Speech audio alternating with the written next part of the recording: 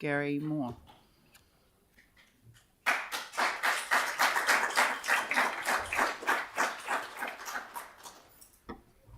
Welcome and thank you for coming in. Madam Chair, Mr Mayor and councillors and Father Christmas, thank you for the opportunity to speak today. I just want to start by reminding all the existing councillors that this council in Christchurch City drove the 2002 Local Government Act. We were held in high esteem, and our CEO was seconded to Wellington for 15 months to write the Act. And we wrote in things like protecting intergenerational assets. And those that was a really important part of the Act. And we put much thought as Christchurch City Holdings, I sat on the board for 12 years, in making the city holdings assets strategic. And we did that deliberately so that they could not be moved, they could not be shifted. So your previous CE and CFO had an agenda, and it was sell, sell, sell. Just be careful there, Gary, with what you mentioned about previous employees. It's okay, I've said it now. You have. Do you want me to withdraw and apologise? So, over the last year, you've been briefed behind closed doors. The town hasn't been aware of what has been, what you've been subjected to, in my opinion, a set agenda. I put a lot of effort into legoimering the hell out of CCHL, I can assure you, and all I've received basically is block, block, block. The people appointed to the board don't understand Christchurch citizens' commitment to the public ownership of our assets. Look behind me. Yay.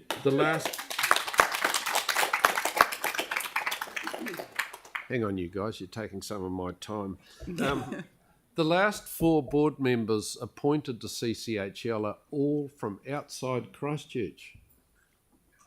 Was there nobody in Christchurch capable of sitting on those boards? Christchurch City Holdings Limited is a servant of you, our elected reps. And the game's been twisted in the last year and a bit. That's not how you've been treated. You think of your first council meeting, you actually had to decide to reduce the number of council directors from 4 to 2, and you had to accept it. And I believe that was all part of a game. Don't give away your power, your responsibility to the people of this city. So let's look at some of the achievements of Christchurch City Holdings. We got 25% of the government's shareholding of the airport by playing a very clever game, and we ended up with 75% of the airport. We authorised Orion to purchase Eneco, a North Island gas company, and the government changed the rules, and so we had to sell it, and we made a $600 million profit. We promoted Enable, and with assistance from our sister city, Seattle, so that we had a seaport, an airport, and a data port. That company is now worth $1.2 billion. We invested $30 million building a building at the airport, and we attracted through our sister city in Seattle, Pratt & Whitney. And that has put hundreds of millions of dollars, probably billions of dollars worth of income into our city. And then we sold the building to Pratt & Whitney for $30 million. So you need to drive CCHL to do these sort of things again, and you don't need to change your structure to do it. It's been done before, and you can do it again. As I said earlier, I've been blocked with everything, with a lot of the information, and my latest block was yesterday. So what will happen if you mix up CCHL and your long-term plan? As somebody that was actively involved in the creation in the formation of the 2002 Act, I can tell you without any opportunity to be challenged, this will almost certainly lead to a judicial review. This will also derail your important long-term plan if the two are mixed up. So your responsibility is to hold the assets in trust for future generations. If you look at Orion, Orion was built in 1919 and we still own it. We need to open up what's been discussed behind closed doors and encourage the public to discuss our assets and new ideas for our assets, because one of the things when I sat in Phil's hot seat, the business community came to me constantly with fantastic ideas that we added to CCHL, and they're only too happy to help again.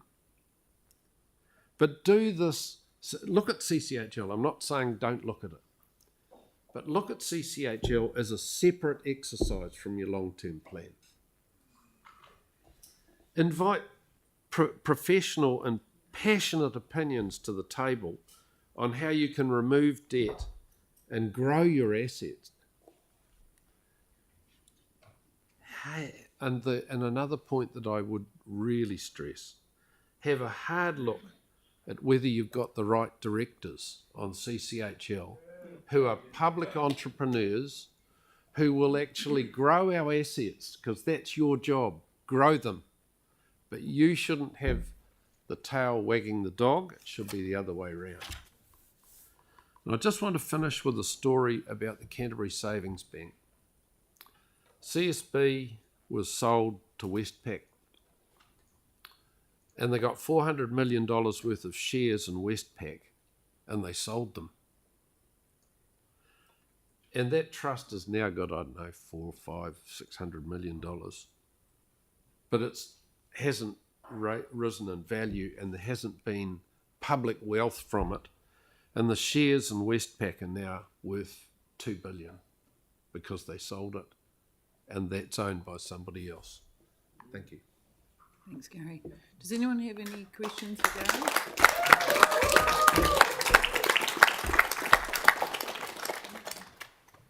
Councillor Barber. Gary, thanks for that. Always interesting to hear from you and to hear a bit of the history of CCHL, and we've appreciated you coming in and sharing your thoughts before. How concerned are you about the debt that CCHL has, 2.3 billion, council's debt, 1.6 billion, and the fact that over the last term, $440 million of further debt was put on CCHL to use for council purposes? How do you feel about that? I'd say probably $1 billion of the debt is probably because of the earthquakes, and so we actually have to take a long-term view on that. It might take us 20-25 years to actually get rid of that. I'd say under CCHL it's tax deductible, which is actually of benefit. You could look on the 440 million as taking dividends early. But I would say that there is still more borrowing capacity, but you've actually got to do it in a very smart way. So just as we bought things that we could grow, you've got to make sure that you've got the right directors on those boards and the right staff to actually drive it. And I'm not particularly worried about the debt, and I think there's been a big emphasis on that by the chair, and I think we've just got to work our way through it. Time for one more question. Did Councillor Moore, did you have one? Thanks, Gary. I'm asked every week if I'm related to you. Fun fact for you. I don't have any relatives. Ask a few people around here. Your points on not selling assets are certainly compelling. Are you able to comment on why you don't believe we should go out and consult on our options over the next year? If hypothetically it wasn't part of long-term plan, if hypothetically it was after. I definitely think you should consult. I've got no problem with that at all. But I think what needs to happen is you need to actually put all the information that you've been fed behind closed doors out so the rest of us can actually say, actually, I agree with that, or no, I don't agree with that. And so that I just think if you, look, having done a few LTPs and been scalped on the way through, it's really important that you keep it clear. This is what the council's doing. This is what we intend doing. What do you think about that as ratepayers? And then the next bit is, okay, we need to have this long-term investment. What's the best way of going about it? What's the best mix? I could give you an example. I think there would be a very good debate in Christchurch about city care being part of the maintenance department of the council, and that would take massive costs out, and selling off the other contracts around the country. And you could do that with a local discussion, because when we started City Care to start with, it was to protect the jobs of the staff that we're being forced to actually contract out because of changes in legislation. So let's have the debate. I will be. Look, you can see the number of people that have turned up today. It's a burning issue, and people, doesn't matter whether they're left or right, they love Christchurch and they love our assets.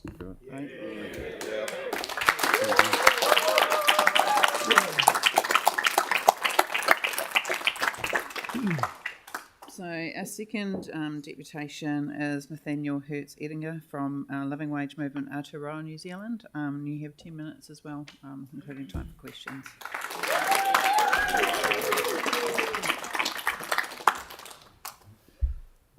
Kia ora everyone, my name is Nathaniel Hertz-Edinger. I'm a community organiser with the Living Wage Movement.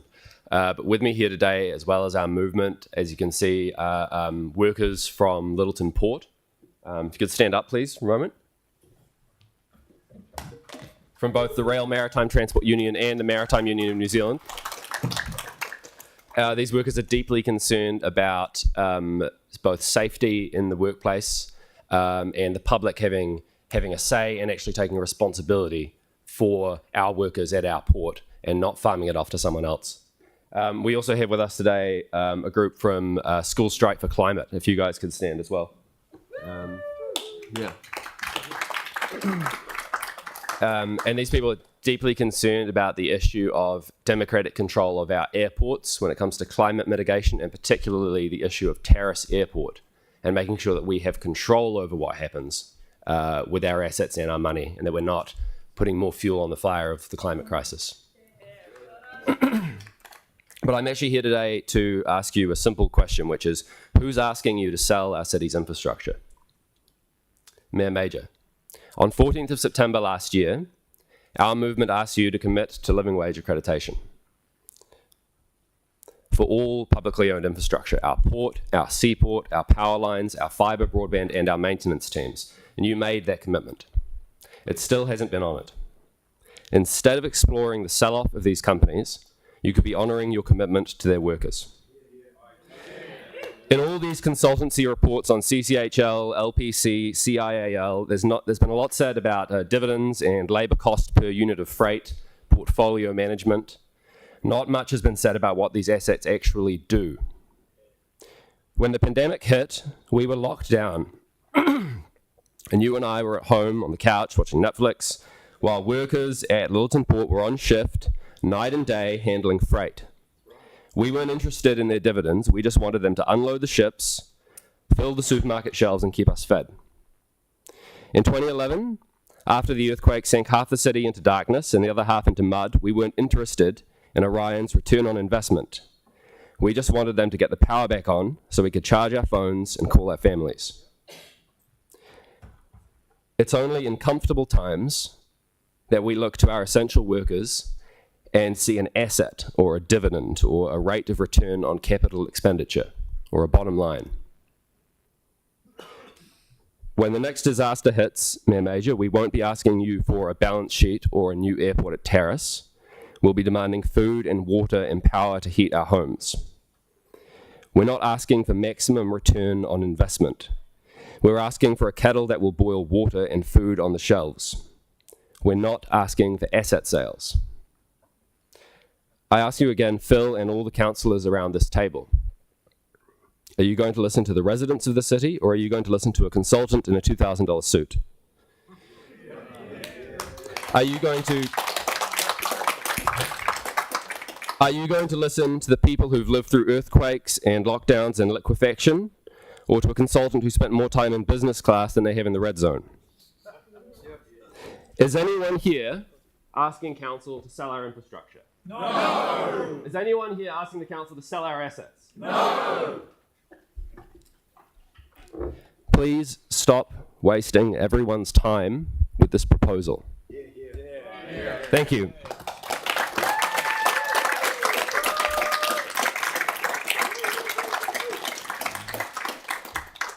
Got time for questions. So, Councillor kind of asked it really in the last point, which was we have before us a decision to continue an asset sales business case, and it sort of touches on a little bit of what Gary was saying as well. I mean, as I say, you touched on it at the last point, but do you think we should continue to progress down the path of progressing this business case and spending more money looking at this? Yeah, absolutely not. This gets asked a lot, right? Why not just keep the process going and pay another couple $100,000 to a couple more consultants and get another report done and another report? The thing is, every time this has come up, the people of Christchurch have made it clear again and again that they don't want asset sales.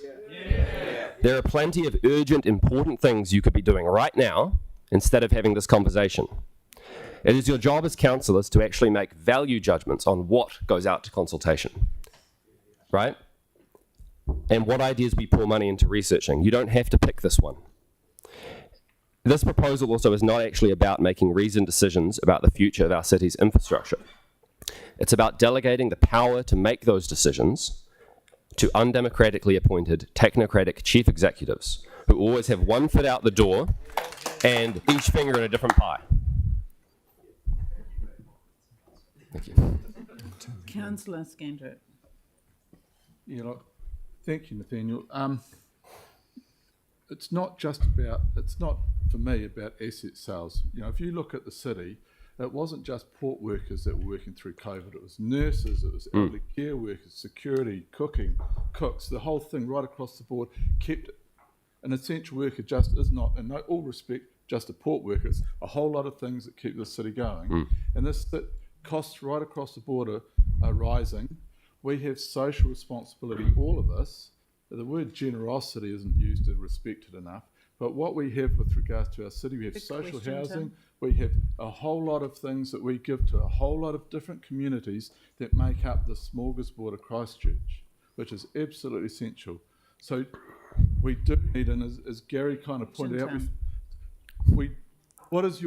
should we just have a blind eye and not look at CCHL and our assets and look at how we can try and improve our knowledge of them and to try and look at how we can get more money for the people of Christchurch? Yeah, again, that's not what this proposal is. Actually, there are a lot of ways in which you could, while retaining full control over these assets and without stripping them of their designation as strategic assets, in which you could actually research and do a really thorough public process of asking workers and other people in Christchurch about how we could do things better. And Gary touched on CityCare. You could talk to you could get in touch with ATU, the union that represents CityCare, and they can tell you about ways in which in-housing CityCare could make it more efficient. Similarly, you could consult with port workers and get their perspective on things. There's a lot you could do within the current framework that addresses a lot of those concerns, but nothing in the proposal that's offered today is about actually asking those workers or people in the community about what they think. It's about concentrating decisions at this high executive level without public accountability. That's what we oppose.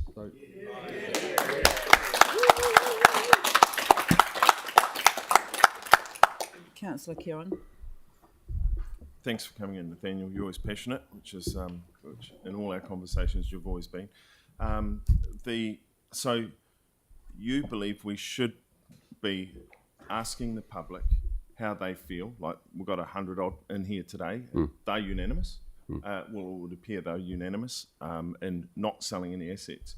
But like Gary said, we should open up all that information, stop hiding behind closed doors, put it all out in the public domain so the public can see everything we see, and then ask the public the question on the future of our assets, because I agree with Gary, we should be growing that pool, not reducing it.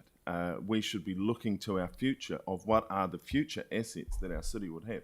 Do you agree with that, and do you agree that we should do that or not? And do you believe the people of Christchurch are smart enough to make that decision if we go out and consult with them? Yeah, so should ask them the question, or we shouldn't? we shouldn't. I don't think we should go ahead with commissioning this report because I don't think the framework that it sets out is appropriate. I absolutely think that we should have more transparency and less publicly excluded meetings, and more city councillors, on our boards for our public infrastructure. And also another way we could do it is we could have worker and union representatives on our board for our infrastructure companies. There are a lot of ways that we could start this conversation from the point of view of transparency and mutual trust. What this proposal today is saying is that they want to get a report to be included in the long-term plan by the 26th of January, right? So that's just over a month, right? And what they're saying is that in that period they're going to do this full report that's going to go out to consultation. Now, there's not going to be any transparency between now and the 26th of January. It's over Christmas, it's over New Year's. The timing of this whole thing is clear that the focus is not transparency. Right. Thank you, Nathaniel. That's right. Quiet from the back, please. Thanks, Nathaniel. Thank you for coming in and coming to talk to us. Thank you. Thanks, everyone.